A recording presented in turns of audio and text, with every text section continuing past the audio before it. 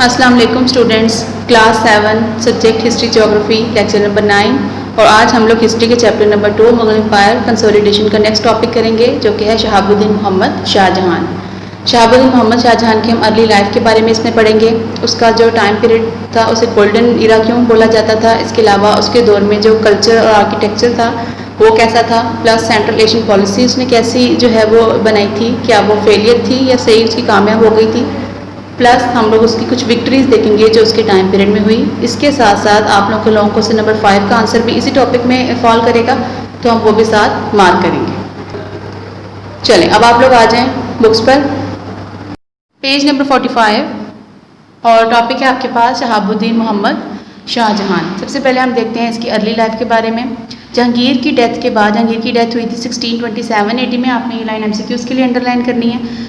और इसकी डेथ के बाद नेक्स्ट ईयर 1628 AD में बाकायदा जो है वो शाहजहां को एम्पर बनाया गया। और इसका रियल नेम था खुरम। आपने ये रियल नेम भी इसका अंडरलाइन करना है। आपने किसी का भी रियल नेम, कोई title, date of birth, date of death और place of birth, place of death अगर मेंशन की हुई है, कोई इंपॉर्टेंट इवेंट अगर हुआ है या कोई बैटल की डेट है, तो वो आपने अंडरलाइन करनी है MCQs के लिए।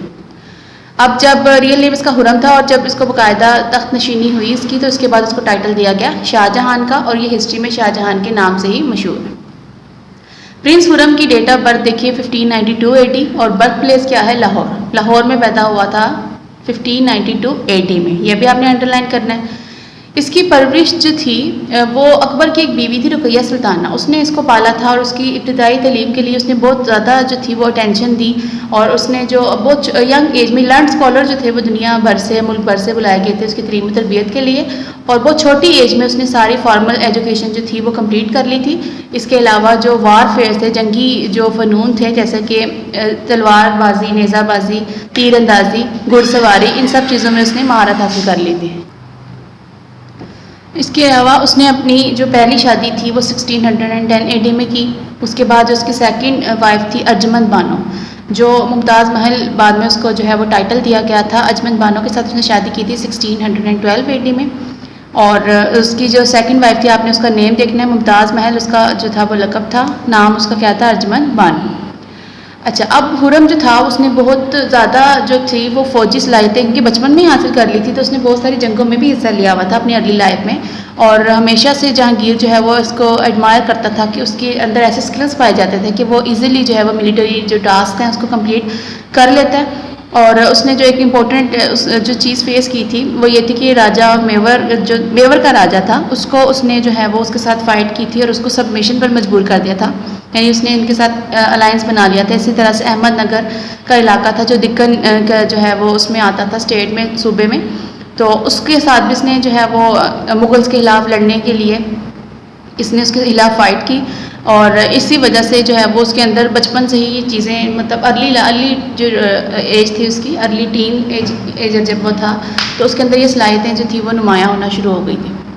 पेज पे आ जाएं आप, 46 पेज पे नेक्स्ट टॉपिक है आपके पास reign of Shahjahan, the golden period of Mughal empire. अब जो शाहजहां का दौर था वो पूरे मुगल एम्पायर का गोल्डन पीरियड तस्वर किया जाता है कि सबसे ज़्यादा जो खुशहाली थी और सबसे ज़्यादा तरक्की इसके दौर में हुई थी। और अब एक वजह इसकी ये थी कि उसने अपने फादर से जो स्टेट ली थी वो बहुत ज़्यादा जो है वो खुशहाल थी और बहुत ज़्यादा वसी थी जब उसको मिली थी। मुल्क में मुकम्मल तौर पे अमन था और इसके अलावा ख़ुद भी ये ऐसा पर्सन था कि बहुत ज़्यादा सिविलाइज्ड था और ड्यूटीफुल भी था, हार्ड वर्किंग था। तो इस वजह से भी उसने जो है वो अपने जो कंट्री थी उसके अंदर एडमिनिस्ट्रेशन के मामलात को बड़े अच्छी तरीके से जो है वो संभाला हुआ था। तो अगर हम ओवरऑल कंपेयर करें सारे किंग्स के साथ, जो मुगल्स के किंग हैं, तो उनमें सबसे बेहतर जो एडमिनिस्ट्रेशन रन की है वो इसी की दौर में हुई है। इसके अलावा जो किंगडम को डिस्पेंसेशन का मतलब होता है वसी करना, किंगडम को वसी किया गया है, बड़ा किया गया है, वो भी जो है वो इसके दौर में सबसे ज़्यादा हुआ है। इसके अलावा तजारत के जो मामलात हैं वो अगर हम देखें तो भी उसके दौर में तजारत को बहुत ज़्यादा फ़रोग़ मिला है। प्लस आर्किटेक्चर जो है, फ़न तामीरात, उसका तो कोई जवाब ही नहीं है। इसके दौर की जो तामीरात हैं वो देखने के काबिल हैं, हम आगे जाके इसी चैप्टर में पढ़ेंगे इसे नेक्स्ट टॉपिक में। इसके अलावा लिटरेचर के लिए भी उसने बहुत ज़्यादा उसको मतलब तरक्की दी, बहुत सारे जो हैं वो लर्न स्कॉलर्स को उसने पैट्रोनाइज़ किया। इसके अलावा उसने कुछ और काम भी किए कि कुछ गैर इस्लामी काम हो रहे थे जो उसके दरबार में, वो भी उसने ख़त्म कर दिए। जैसे कि एक उनकी रस्म होती थी कि बादशाह के लिए वो झुकते थे, हाफ झुक के उसको सलाम पेश करते थे, तो उसने कह दिया कि ये गैर इस्लामी मतलब है, तो किसी इंसान के लिए इस तरह झुकना ठीक नहीं है। तो आप किसी को किंग समझ के ऐसे झुकते हैं तो आप मतलब उसको एक किस्म का खुदा मान रहे होते हैं। तो आमतौर पे मतलब इस तरह से ये जो चीज़ है ये ठीक नहीं होती किसी के लिए, आप इस तरह से किसी इंसान के लिए, आम इंसान के लिए। तो उसने ये जो थी रस्म ख़त्म कर दी। इसके अलावा उसने ल्यूनर कैलेंडर जो था, ये जो कमरी कैलेंडर है इस्लामिक कैलेंडर, उसको उसने राइज किया सब कॉन्टिनेंट में। इसके अलावा जो इस्लामिक फेस्टिवल्स होते थे वो इसके दौर में बहुत ज़्यादा सेलिब्रेट किए जाने लगे थे। नेक्स्ट टॉपिक देखिए आप लोग, culture and architecture in the age of Shahjahan. Culture और आर्किटेक्चर के बारे में हम देखते हैं। कल्चर मैंने आपको बताया था किसी भी इलाके की तहजीब और सकाफ़त, वो कैसी ज़ुबान बोलते हैं, वो कैसा खाना पीना खाते हैं, उनका रहन सहन कैसा है, कैसी जो है वो बोलियाँ बोलते हैं और किस तरह के वो जो है वो लिबास पहनते हैं, ये सारी चीज़ें मिलके ये किसी भी जो एरिया है उसका कल्चर बनाती हैं। तो वो हम देखेंगे कि उसके दौर में कैसा था। प्लस फ़न तामीरात के उस ज़माने में जो बिल्डिंग्स थी वो किस तरह की बनाई गई थी। ठीक है, अब हम देखते हैं कि शाहजहां के दौर में कौन कौन सी बिल्डिंग्स बनी।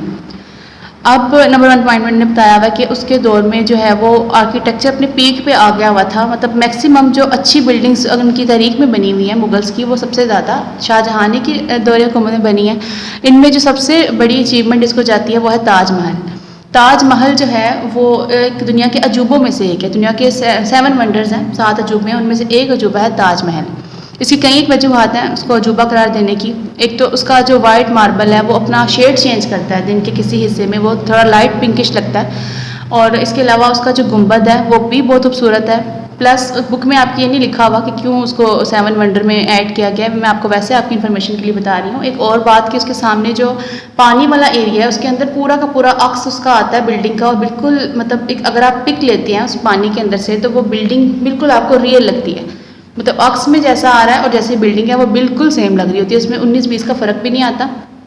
प्लस उसके जो रूम्स हैं, हमारे आमतौर पे जो रूम्स हैं वो 4 कॉर्नर होते हैं, 4 उसके कोने होते हैं, लेकिन उनके जो रूम्स हैं उसमें 8-8 कोने हैं। तो ये एक बड़ा मतलब एक ऐसी तामीरात है कि साइंटिस्ट भी इसको देख के जो है आर्कियोलॉजिस्ट बड़े हैरान है कि मतलब इस तरह की तामीरात उन्होंने कि इस तरह की आर्किटेक्ट जो होते हैं वो जो फ़न तामीर करने में जो माहिर होते हैं, फ़न तामीरात जो करते हैं, वो जो है वो इस चीज़ को देख के बहुत मतलब है कि उस दौर के हिसाब से इस तरह की तमीर करना जो है वो इम्पॉसिबल है। तो इसलिए उन्होंने उसको 7 वंडर्स में रखा हुआ है।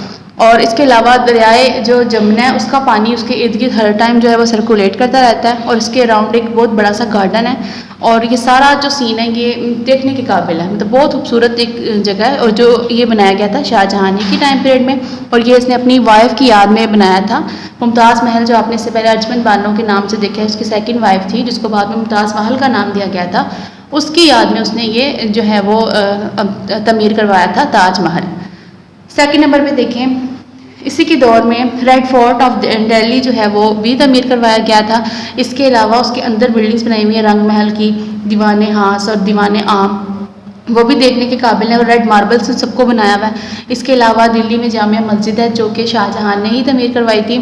प्लस आप देखें कि जो शालीमार गार्डन है लाहौर का, ये तो आप सब ने ऑलमोस्ट बच्चों ने देखा होगा, और आप देखें कि बाकी गार्डन्स के मुकाबले में कितना मुनफरिद है, तो कितने 100 साल पहले ये बनाया गया है, उस हिसाब से अगर आप इसको कंपेयर करें तो ये और भी ज़्यादा आपको लगेगा कि एक मतलब अनोखी तर्ज का एक गार्डन है।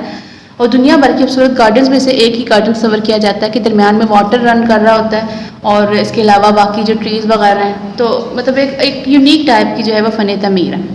इसके अलावा जो है वो जहांगीर का मकबरा है, ठीक है, वो भी इसी के दौर में तमीर करवाया गया था। उसी के साथ नूर जहाँ का जो भाई है उस आसिफ जहाँ, उसका भी एक मकबरा है, वो बहुत खूबसूरत है, इसके दौर में बनाया गया था। उसका जो गुंबद है वो बल्ब की तरह का है। इसके अलावा नूर जहाँ का अपना भी मकबरा जो है वो लाहौर में है, और वो भी जो है वो बहुत देखने के काबिल है, बहुत एयरी प्लेस है। इसी तरह से शाहजहां के दौर में एक और बिल्डिंग बनाई गई थी, शीश महल। शीश महल जो है वो उसको शीश इसलिए बोलते हैं कि छोटे छोटे जो शीशे के टुकड़े हैं, मिरर के पीसेस को लेके एक मोज़ेक आर्ट बनाया गया था। मोज़ेक बोलते हैं छोटे छोटे पीसेस को जोड़ के जो पेंटिंग बनाई जाती है। तो इसमें क्या है कि शीशे के छोटे छोटे पीसेस को जोड़ के वो पूरी इमारत बनाई गई है, तो वो भी देखने के काबिल है, बहुत खूबसूरत ये है शीश महल। और इसके अलावा उसके पास एक नौलखा बरादरी की इमारत है जिसके अंदर जो है वो बहुत कीमती पत्थर लगाए गए हैं, और उसको फ्लावर्स और पेटल्स के साथ डेकोरेट किया गया है। वो भी इसी के टाइम पीरियड में बनाया था। इसी के अलावा उसने जो है वो लाहौर में वज़ीर खान मॉस्क है, वो भी बहुत खूबसूरत है, जो शाहजहां के ही टाइम पीरियड में बनी थी और उसमें भी मोज़ेक वर्क ही उसने किया हुआ है। और उसके जो मीनार हैं वो बहुत ज़्यादा यूनिक शेप के हैं, मतलब आम तौर पे जो होते हैं मस्जिदों के मीनार उससे थोड़ी सी डिफरेंट शेप है। इसमें इनकी जो आर्किटेक्चर है उसमें ना एक पर्शियन रंग जो लगता है। पर्शियन मैंने आपको बताया था ईरान का पुराना नाम है। अब क्योंकि इसकी जो मदर हमने पहले इससे प्रीवियस लेक्चर में पढ़ा था नूरजहाँ, वो पर्शिया के रहने वाले थे उसके बावजदाद, तो इसलिए इसके अंदर भी वो एक रंग नज़र आता है इसकी इमारतों में, यानी पर्शियन जो आर्किटेक्चर है उसके साथ बहुत क्लोज है। अच्छा, इसके अलावा ठट्ठा में एक मस्जिद है, शाहजहानी मस्जिद उसे बोलते हैं, वो भी बहुत खूबसूरत है, वो भी देखने के काबिल है। इसके अलावा जहांआरा जो शाहजहां की बेटी थी उसने एक आगरा में मस्जिद तमीर करवाई थी और उसका जो है वो जो पूरा छत है मस्जिद का वो 3 गुंबदों से ढांपा हुआ है और वो भी जो है वो देखने के काबिल है। तो ये सारी बिल्डिंग्स थी जो उसके दौर में, अगर आप चाहें तो इसको नेट पे आप सर्च करें, उन सब बिल्डिंग्स को देखें। आपने इसे प्रीवियस लेक्चर में जब आंसर मार्क किया था तो मैंने आपको ये क्वेश्चन का जब आंसर मार्क करे थे तो मैंने आपको शालीमार का जो है वो वर्ड कटवा दिया था, वो गलती से उन्होंने जहांगीर में लिख दिया था, जबकि शालीमार गार्डन जो है वो शाहजहां ने बनाया। ठीक है, तो आपने उस आंसर में वो नहीं ऐड करना, वो आपको हमने प्रीवियस लेक्चर में बताया था। नेक्स्ट अब आते हैं हम लोग अगले टॉपिक की तरफ। टॉपिक देखिए आप लोग, central Asian policy of Shahjahan. अब जो सेंट्रल एशिया का इलाका था, आपने 6th क्लास में पढ़ते हुए आए हैं, आपने अमीर तैमूर के बारे में पढ़ा था कि वो इधर का रहने वाला था, समरकंद का रहने वाला था। अब क्योंकि वो इनके अबाव-ओ-अजदाद में से थे, बाबर में भी आपने पढ़ा कि उसका जो है था वो सेंट्रल एशिया से बिलोंग करता था, फरगाना में पैदा हुआ था।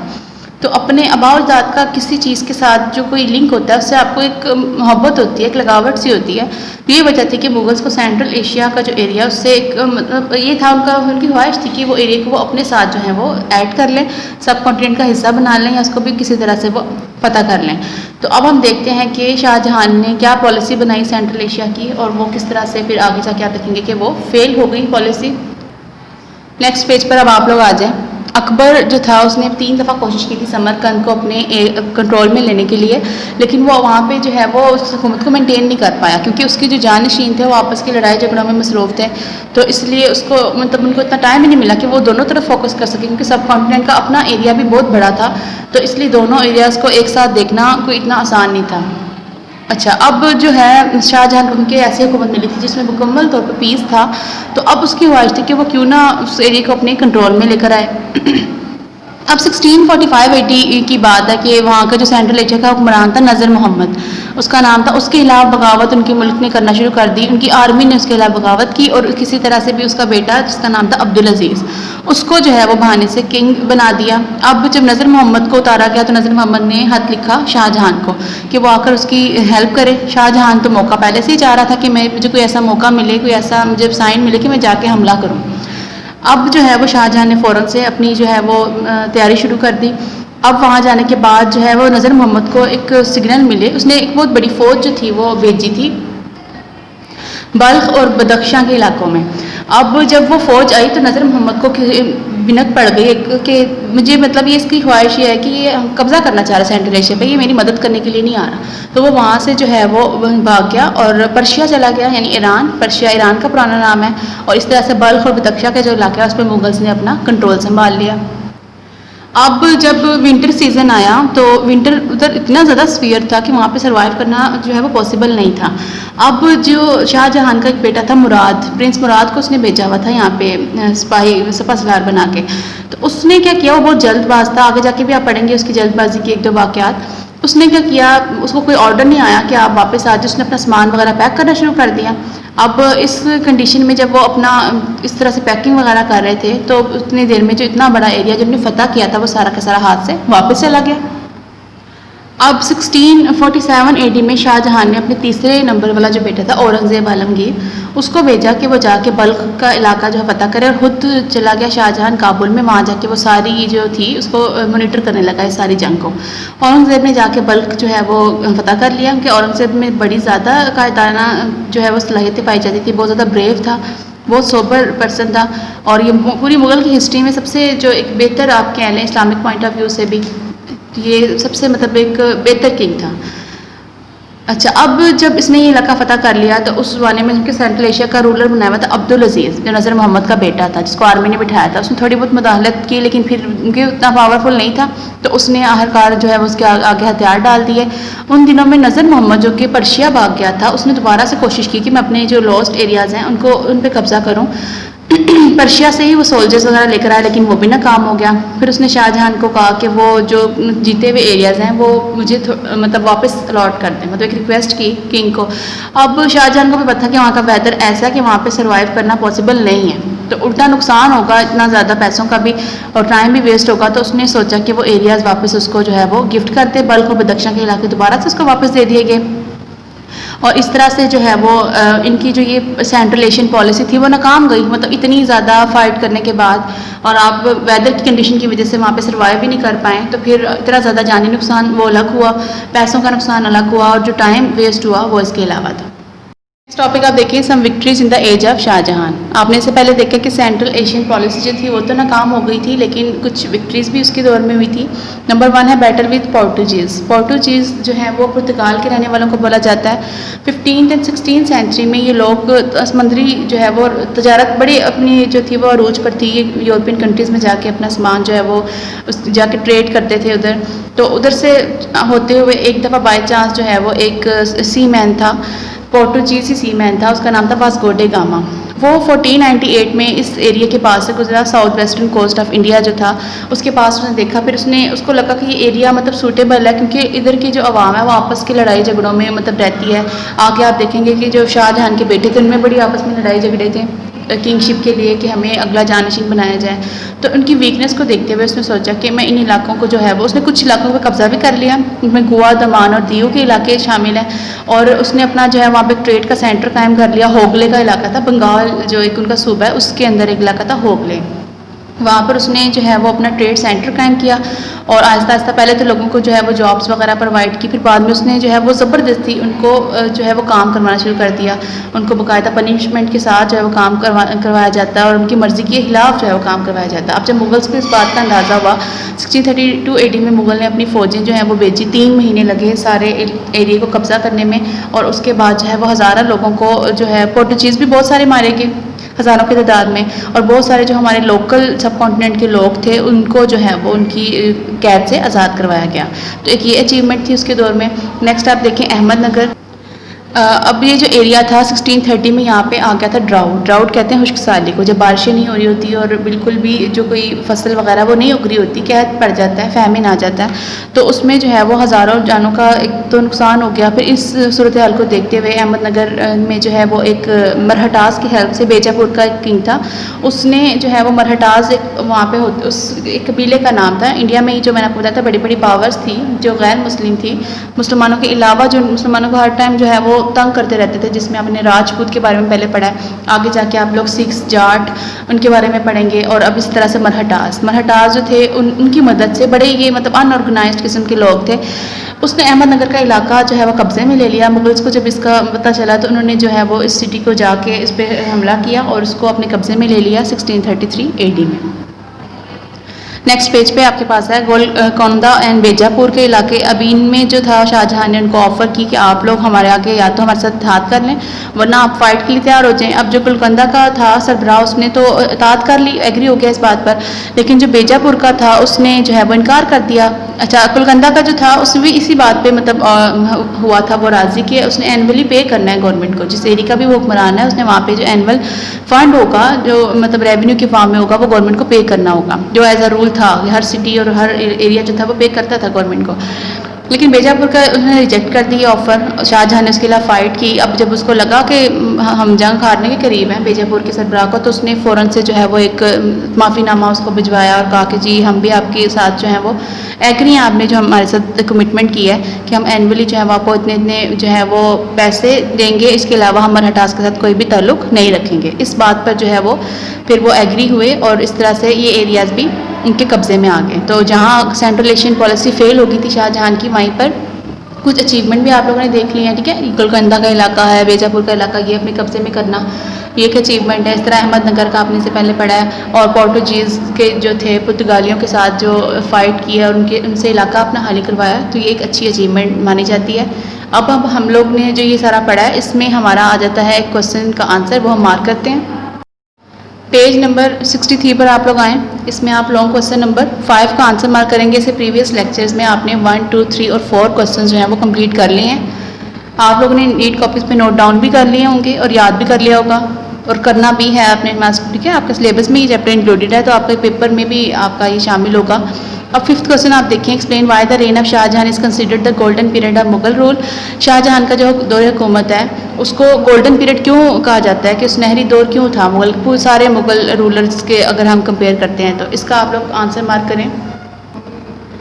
आप लोग आ जाएं पेज नंबर 46 पे। आपने ये हेडिंग पढ़ी थी, reign of Shahjahan the golden period of Mughal empire. आपने ये हेडिंग देनी है पूरी कंप्लीट। उसके बाद ये स्टार्टिंग से लेके एंड तक पूरा paragraph complete, reign of Shahjahan से लेके इस्लामिक फेस्टिवल्स तक, ठीक है। तो ये आपका लॉन्ग क्वेश्चन नंबर 5 का आंसर है। ये आपने नीट कॉपीज़ पे नोट डाउन करना है और इसे लर्न भी करना है।